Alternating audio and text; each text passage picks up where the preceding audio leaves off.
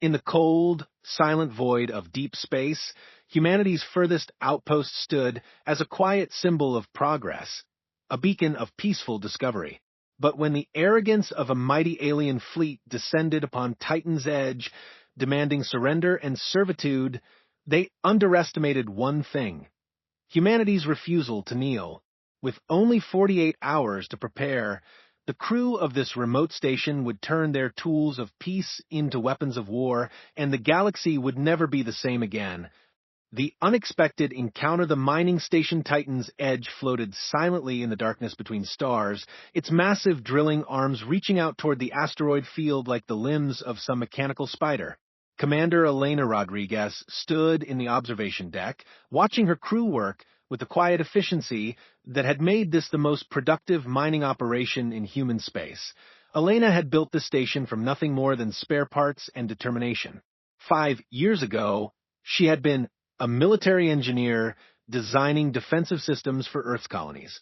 Now she supervised 43 miners, scientists, and technicians who had followed her to the edge of known space in search of rare minerals that could power humanity's expansion to the stars. The work was dangerous but rewarding. The asteroid field contained more platinum and rare earth elements than any previous human discovery. Every day brought them closer to securing humanity's future among the stars. Elena had promised her crew that within 2 years, they would all return to Earth as wealthy heroes who had helped secure humanity's place in the galaxy. Dr. James Chun worked in the station's small laboratory, analyzing samples from the morning's mining operation. James had left a comfortable position at the Beijing Institute of Technology to join Elena's expedition. He believed that understanding the composition of distant asteroids would reveal secrets about the formation of the galaxy itself. His thick glasses reflected the glow from his computer screens as he cataloged each new discovery. In the mining control center, Marcus Thompson monitored the automated drilling systems that carved through solid rock as if it were soft clay. Marcus had worked in Earth's deep mines for 20 years before joining the expedition. He understood machinery in a way that seemed almost mystical to his colleagues. When equipment broke down in the harsh environment of space, Marcus could repair it with tools that had never been designed for such work. Sarah Williams sat in the communications center, maintaining contact with Earth and monitoring the various automated systems that kept Titan's Edge operational. Sarah had been a systems analyst for a major corporation before she grew tired of the bureaucracy and decided to seek adventure among the stars. Her job required her to understand complex computer networks, but she had taught herself programming skills that went far beyond her official training. The 4 leaders of Titan's Edge had become close friends during their years together in isolation. They shared meals in the small cafeteria, played cards during their off hours, and supported each other through the loneliness of deep space. None of them had families waiting back on Earth, which made their bond even stronger. They were building something important together, something that would benefit all of humanity. Elena was reviewing the day's mining reports when Sarah's voice came over the intercom with an edge of excitement that immediately caught her attention. "Commander, you need to see this. We're detecting something big on the long-range sensors." Elena made her way quickly to the communications center, where Sarah was staring at her screens with an expression of disbelief. The sensor display showed multiple contacts approaching their position from deep space. The objects were moving faster than any known human technology could achieve. "How many?" Elena asked, studying the readouts. "At least 50 ships, maybe more. They're still too far away for detailed scans, but they're definitely artificial, and they're heading straight for us." Sarah's fingers moved rapidly over her controls, trying to gather more information about the approaching fleet. Elena activated the station-wide intercom. "Dr. Chun and Marcus Thompson to the communications center immediately. We have a situation developing." Within minutes, James and Marcus had joined them in the cramped communications center. The 4 friends crowded around Sarah's displays, watching the unknown fleet grow larger on their screens. The ships maintained perfect formation as they approached, suggesting a level of coordination that spoke of advanced technology and military discipline. Could they be human? Marcus asked hopefully. Maybe Earth sent a fleet to establish a permanent military presence out here. James shook his head while adjusting his glasses. The energy signatures are completely different from human technology. These ships are using propulsion systems we've never seen before. As the fleet drew closer, Sarah managed to get better readings on the individual vessels. Each ship was enormous, larger than anything humans had ever built. Their designs were angular and aggressive, covered in what appeared to be weapon systems and sensor arrays. "They're slowing down," Sarah reported. "Looks like they're taking up positions around our asteroid field." Elena felt a cold not forming in her stomach. Titan's Edge was completely unarmed, designed only for mining operations. If these unknown ships had hostile intentions, there was nothing her crew could do to defend themselves. "Are they trying to communicate?" Elena asked. Sarah adjusted her equipment, scanning through various frequencies. "Nothing yet, but wait, I'm getting something now." The main screen flickered and then displayed the image of an alien being that made several of Elena's crew members step backward in shock. The creature was tall and thin, with skin that looked like polished metal. Its head was elongated, with multiple eyes arranged in a pattern that suggested it could see in several directions at once. When it spoke, its voice carried an undertone that made the humans feel uncomfortable. "I am Supreme Commander Vorth of the Hegemony Fourth Fleet. You primitive beings have established an illegal presence in our territory. Your actions constitute an act of aggression against the Hegemony." Elena stepped forward, trying to project confidence despite the fear growing in her chest. "I'm Commander Elena Rodriguez of the human mining station Titan's Edge. We weren't aware that this region belonged to anyone. We're peaceful miners, not soldiers." Vortha's multiple eyes focused on Elena with what appeared to be amusement. "Peaceful. Yes, we have studied your species. You are known throughout this sector as weak creatures who prefer negotiation to proper combat. This explains why you believed you could establish operations in Hegemony space without consequences." "We didn't know this was your space," Elena repeated. "If we violated your territory, we can discuss relocating our operations." "Discuss?" Vorth made a sound that might have been laughter. "You misunderstand the situation. Primitive. The Hegemony does not negotiate with inferior species.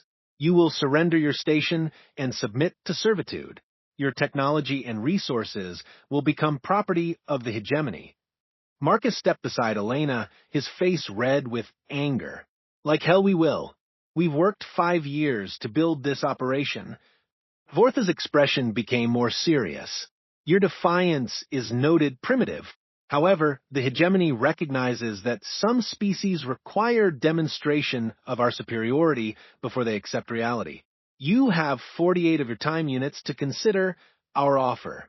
If you have not surrendered by then, we will take your station by force and your species will be marked for elimination."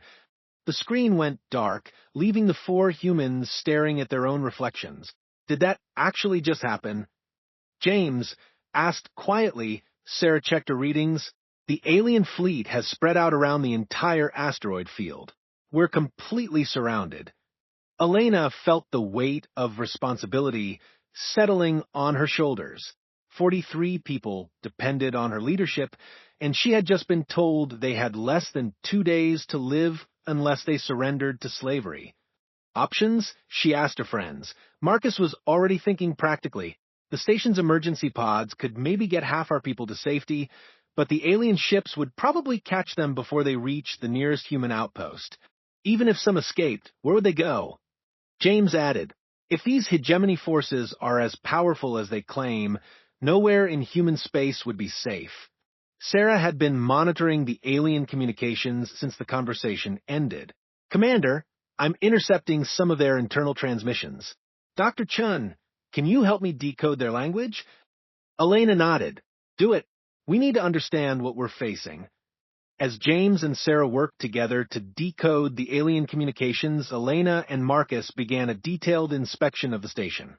Titan's Edge had been built for mining, not warfare, but Elena's military background made her consider every piece of equipment as a potential weapon. The station's mining lasers could cut through solid rock, which meant they might be effective against alien ship hulls. The drilling systems used controlled explosions to break apart asteroids, and those same explosives could be repurposed for defense. The cargo handling systems were designed to move massive amounts of material, which might be useful for creating barriers or launching projectiles. Elena, Sarah called from the communications center. James and I have made some progress with their language. You need to hear this. Elena and Marcus returned to find James and Sarah looking both excited and worried.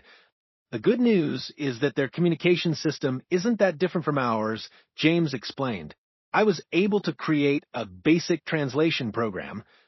The bad news, Sarah continued, is what they're saying to each other. They're not just planning to take our station.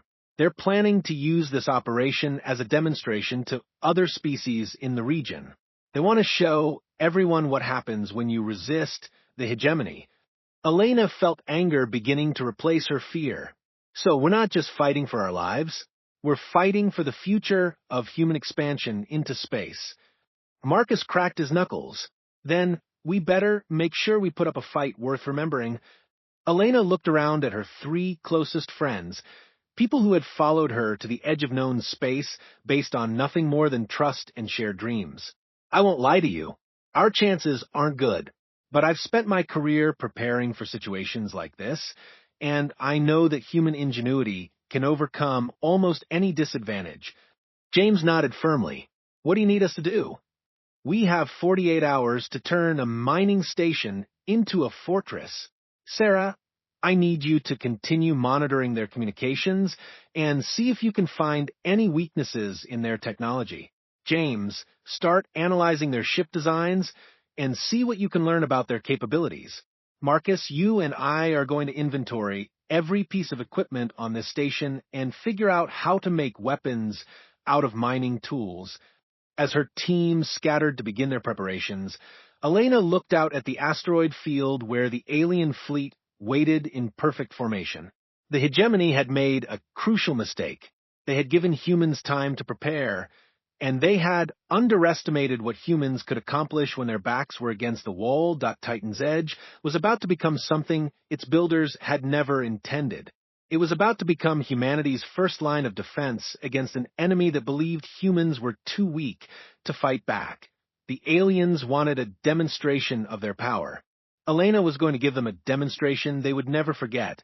The ingenious defense the next 40 hours transformed Titan's Edge from a peaceful mining operation into something that would have impressed military engineers throughout human space. Elena Rodriguez moved through the station's corridors like a general preparing for siege, her mind cataloging every resource and turning each piece of mining equipment into an instrument of war. Marcus Thompson worked with religious intensity in the main engineering bay, surrounded by the mechanical guts of systems that had been designed to break apart asteroids. His weathered hands moved with surprising delicacy as he reconfigured mining charges into guided missiles, each one capable of tracking targets and adjusting its trajectory based on sensor data that Sarah Williams was programming into their guidance systems. These charges were designed to crack open rocks the size of small moons. Marcus explained to Elena as she inspected his work. If we can get them close to those alien ships, they'll punch holes through any armor I've ever seen. The mining lasers presented a different challenge. Dr. James Chun had calculated that the focused energy beams could indeed damage alien spacecraft, but only if they could be powered beyond their normal operating parameters. Working together, James and Marcus had figured out how to channel the station's entire power grid through the mining systems, creating weapons that could fire bursts of energy hot enough to melt through metallic hulls. Sarah had made perhaps the most important discovery while monitoring hegemony communications. The alien ships relied heavily on automated systems that followed predictable patterns. Their technology was advanced but rigid, designed around military protocols that had been successful for thousands of years against species that fought according to similar rules. They're used to fighting enemies who behave like they do, Sarah explained to the group during one of their brief planning sessions. Their defensive systems are programmed to respond to conventional attacks from predictable directions, but they've never faced anyone who fights like humans. Elena had been studying the tactical situation from her command center, using every principle of military strategy she had learned during her years as a defensive systems engineer. The asteroid field surrounding Titan's Edge was dense enough to provide cover for small, fast-moving objects while making it difficult for large ships to maneuver effectively. "We can't meet them in open battle," Elena told her team. "But we don't have to. We just have to make them pay such a high price for attacking us that they decide we're not worth the effort."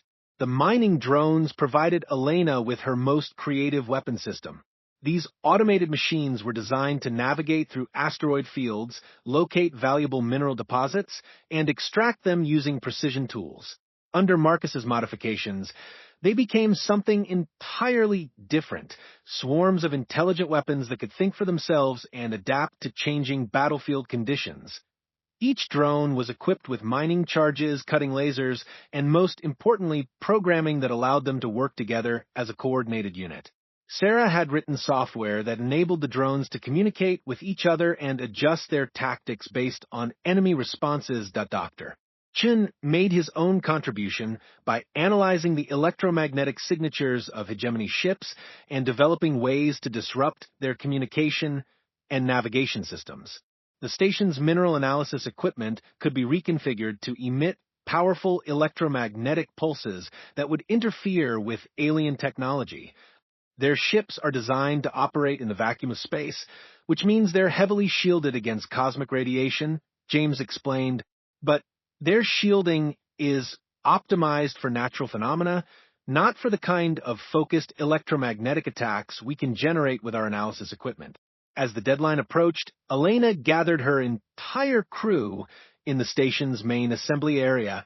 43 men and women looked back at her, their faces showing a mixture of fear and determination that reminded her of the soldiers she had served with during her military career. In about 8 hours, the hegemony fleet is going to attack the station, Elena began, her voice carrying clearly through the crowded space. They expect us to surrender or be destroyed quickly and quietly. They want to use our defeat as an example to terrorize other species throughout this region of space. She paused, looking into the faces of people who had become her family during their years together on the edge of known space. But we're not going to give them the example they want. We're going to show them something they've never seen before. What happens when you threaten human beings who have nowhere to retreat and nothing left to lose except their freedom? Marcus stood up from his seat in the front row. "What do you need us to do, Commander?" "Every person on this station has a role to play in our defense. The miners will operate the modified drilling systems. The technicians will control our drone swarms. The scientists will manage our electronic warfare capabilities. Everyone contributes to our survival." Dr. Chin raised his hand. "What are our actual chances, Elena?" Elena considered the question seriously before answering. "According to every military calculation I can make, we should be dead within the first hour of combat. 50 advanced warships against a converted mining station? The mathematics don't look good." She smiled grimly. But mathematics don't account for human stubbornness, and they don't account for what happens when miners, scientists, and engineers decide to fight back using tools their enemies have never seen before. The attack began exactly 48 hours after Supreme Commander Vortha's ultimatum, just as Elena had expected. The hegemony fleet moved in perfect formation, their ships maintaining precise distances from each other as they approached Titan's Edge with the confidence of predators closing in on helpless prey. Sarah Williams monitored their communications from her position in the modified command center. They're discussing how to divide up our equipment after they capture the station. Vorth is already planning his victory celebration. Elena activated the station-wide intercom. "All stations, this is your commander. Remember your training. Trust your equipment. Take care of each other. Today, we show the galaxy what human beings can do." The first phase of the battle went exactly as Elena had planned. The hegemony ships opened fire on what they believed was the main body of Titan's Edge, their energy weapons creating spectacular explosions as they struck the metallic hull. What they didn't realize was that they were attacking carefully constructed decoys that Marcus and his team had assembled from scrap metal and mining debris. While the alien fleet focused their attention on destroying fake targets, Elena's modified mining drones emerged from hiding places throughout the asteroid field. 200 small, fast-moving machines swarmed toward the hegemony ships like a cloud of mechanical insects, each one programmed with targeting data that Sarah had extracted from alien communications. The drones struck with coordinated precision that overwhelmed the alien point defense systems. Mining charges designed to break apart asteroids punched through military armor like bullets through paper. Cutting lasers meant for precision work sliced through weapon systems and sensor arrays with surgical accuracy. Supreme Commander Vorth watched in disbelief as his perfectly organized fleet suddenly found itself under attack from directions his tactical computers couldn't predict. What are these machines? Where did they come from? His science officer studied the readings from the damaged ships. They appear to be modified mining equipment, Supreme Commander, but they're operating with coordination patterns we've never encountered before. Mining equipment. Vorth's voice carried a mixture of anger and confusion. How can mining equipment damage military vessels? Dr. Chen provided the answer by activating Titan's Edge's electromagnetic warfare systems. The powerful pulses that had been designed to analyze mineral composition now disrupted hegemony communications and navigation, leaving individual ships isolated and unable to coordinate their responses. Marcus Thompson personally operated the modified mining lasers, each burst of energy calculated to disable rather than destroy enemy vessels. Elena had been specific about her intentions. She wanted the hegemony fleet crippled, not annihilated. Dead enemies couldn't spread word of human capabilities throughout the galaxy. The battle lasted 4 hours, though it felt like days to the humans defending their station. Elena coordinated the defense from her command center, using every principle of asymmetric warfare she had ever studied. When the hegemony ships adapted to one form of attack, she switched to another. When they concentrated their defenses in one direction, she struck from the opposite side. Sarah Williams proved to be particularly effective at psychological warfare, intercepting hegemony communications and feeding false information into their tactical networks. She convinced several alien ships that they were under attack by forces that didn't exist, causing them to waste ammunition firing at empty space. The turning point came when Elena ordered a coordinated assault on the hegemony flagship. Every remaining drone, guided missile, and energy weapon focused simultaneously on Supreme Commander Vorth's vessel. The massive ship's shields failed under the concentrated bombardment, and mining charges detonated throughout its hull. Vorth found himself trapped in a crippled vessel, surrounded by his defeated fleet, facing an enemy he had dismissed as primitive and weak.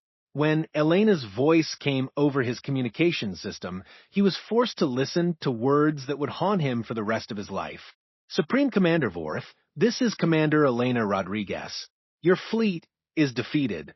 Your ships are disabled. You came here to make an example of humanity, and you've succeeded. You've shown the galaxy what happens when someone threatens human beings. Elena paused, letting her words sink in before continuing. We're going to let you repair your ships and return to hegemony space. When you get there, I want you to deliver a message to your superiors. Tell them that humanity prefers peace, but we're very good at war. Tell them that we don't surrender, we don't negotiate from weakness, and we don't forget threats against our people. The communications channel remained silent for several long moments before Vorth responded. This is impossible. You are a primitive species with inferior technology. How did you defeat the Fourth Fleet?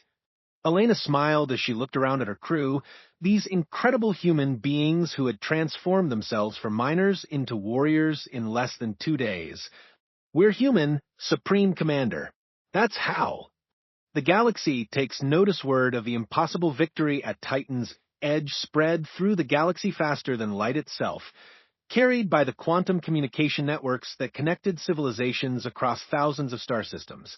Within hours of the hegemony fleet's humiliating retreat, alien species throughout the sector were analyzing sensor recordings and trying to understand how a small human mining operation had defeated 50 advanced warships. Elena Rodriguez stood in the observation deck of Titan's Edge, watching as ship after ship dropped out of hyperspace near their position.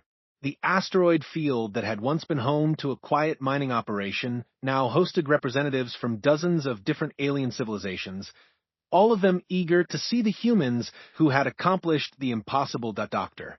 James Chun worked frantically to establish communication protocols with the arriving species. His translation software, originally designed to decode hegemony transmissions, was being adapted to handle linguistic patterns from across the galaxy. Each new contact brought opportunities for scientific exchange that would have been impossible before the battle. Commander, James reported from his expanded communications center, "We're receiving formal diplomatic requests from 47 different species. The Altarian Republic wants to establish trade relations. The Centauri Federation is offering military alliance. Even the Andromedans are asking for technological exchange agreements." Sarah Williams monitored the flood of incoming transmissions with growing amazement. Before the battle, humanity had been an unknown species on the far edge of galactic civilization. Now, they were being treated as a major power worthy of respect and consideration. "Elena," Sarah called from her station, "you need to hear this transmission. It's from the Keth Consortium. They're one of the oldest trading organizations in the galaxy." The main screen displayed an alien being that looked like a cross between a mantis and a diplomat, its compound eyes reflecting intelligence and curiosity. When it spoke, its voice carried the formal tones of someone accustomed to negotiating between civilizations. "Commander Rodriguez, I am Trade Coordinator ZTH of the Keth Consortium. We have monitored your recent conflict with hegemony forces and wish to express our admiration for your species' tactical capabilities." Elena stepped forward, still learning how to conduct interstellar diplomacy. "Thank you, Coordinator ZTH. We appreciate your interest, but we're just miners trying to make a living." ZTH made a sound that the translation software interpreted as laughter. "Commander, species who defeat hegemony fleets are never just anything. Your victory has changed the balance of power in this entire sector.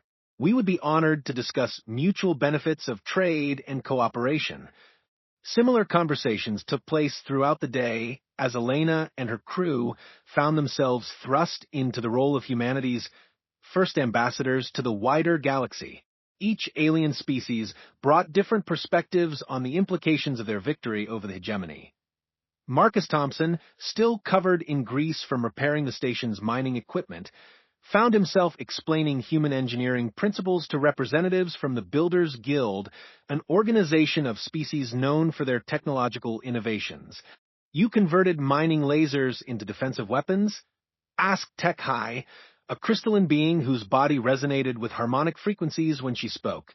"Such adaptability suggests remarkable engineering flexibility." Marcus shrugged, uncomfortable with the attention. "We just used what we had available. Humans are pretty good at making tools do things they weren't designed for.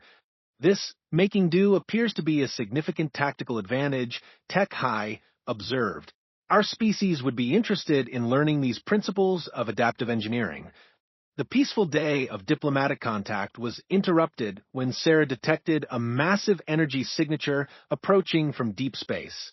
Her voice carried urgency as she announced her findings to the command center. "Multiple contacts incoming. Energy signatures match hegemony technology, but these ships are much larger than the ones we fought before." Elena felt her stomach tighten as she looked at the sensor displays. Where Supreme Commander Vorth had brought 50 ships, this new fleet contained over 200 vessels, including massive dreadnoughts that dwarfed anything they had seen before. The Doctor Chen's analysis confirmed their worst fears. "These aren't just reinforcements. This is the Hegemony Grand Fleet. They're bringing enough firepower to sterilize entire planets." The alien diplomats who had come to establish relations with humanity suddenly found themselves in a very different situation.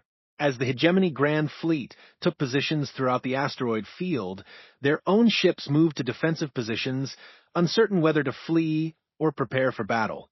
The main screen activated to show an alien figure that radiated authority and barely controlled rage. This being was clearly of higher rank than Vorth, its ceremonial armor marked with symbols that spoke of victories across multiple star systems. I am Grand Admiral Kreshtar of the Hegemony Grand Fleet. The primitive species that dared to attack our forces will be exterminated as an example to all who consider resistance against our dominion. Elena stepped forward, acutely aware that her next words might determine the fate of not only her crew, but potentially all of humanity. Grand Admiral, I'm Commander Elena Rodriguez. Your forces attacked our peaceful mining operation. We defended ourselves. If you withdraw now, no one else needs to die. Kreshtar's multiple eyes focused on Elena with an intensity that made the air seem heavier. You speak of death as if you have any choice in the matter. The Grand Fleet will cleanse this system of your contamination. Your species will be marked for elimination throughout the galaxy. Before Elena could respond, another voice interrupted the transmission. Trade Coordinator ZTH appeared on a secondary screen, his diplomatic composure replaced by firm resolve. Grand Admiral Kreshtar, the Keth Consortium formally objects to your threat against our potential trading partners. The humans acted in self-defense against unprovoked aggression. Kreshtar turned his attention to the Trade Coordinator. The Consortium has no authority in military matters, merchant. Withdraw your vessels or share the fate of these primitives. Additional screens activated around the command center as more alien representatives joined the conversation. Tech High of the Builders Guild spoke next.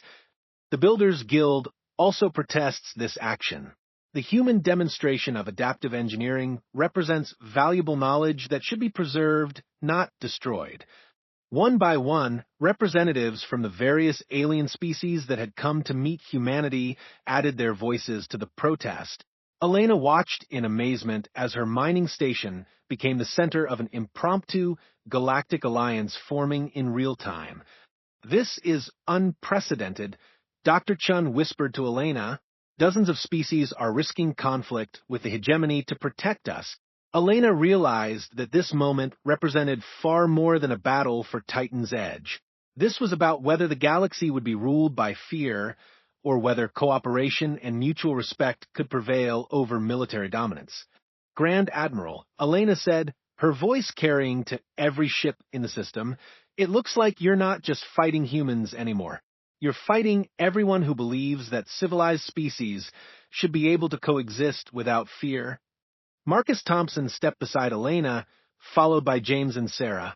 The four humans who had started as miners and researchers now stood as representatives of something larger than themselves.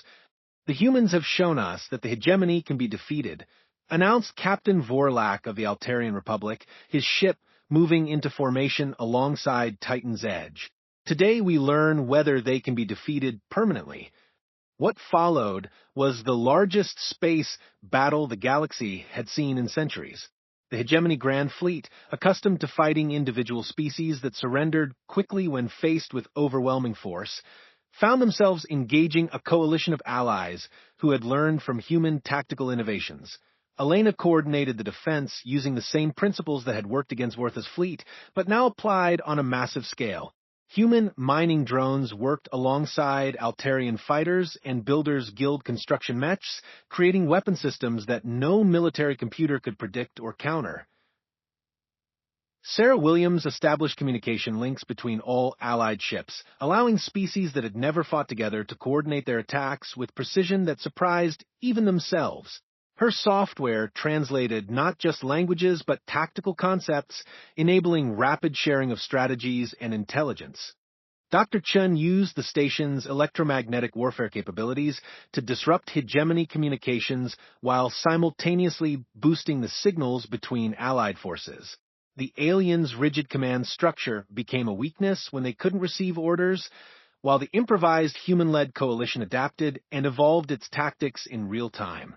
Marcus Thompson's mining equipment proved just as effective against the Grand Fleet as it had been against the original attack force. When hegemony dreadnoughts tried to use their massive size as an advantage, converted mining charges turned their heavy armor into a liability. The battle raged for hours, but the outcome became clear when Grand Admiral Kreshtar's flagship found itself isolated and surrounded by the combined forces of a dozen species working together.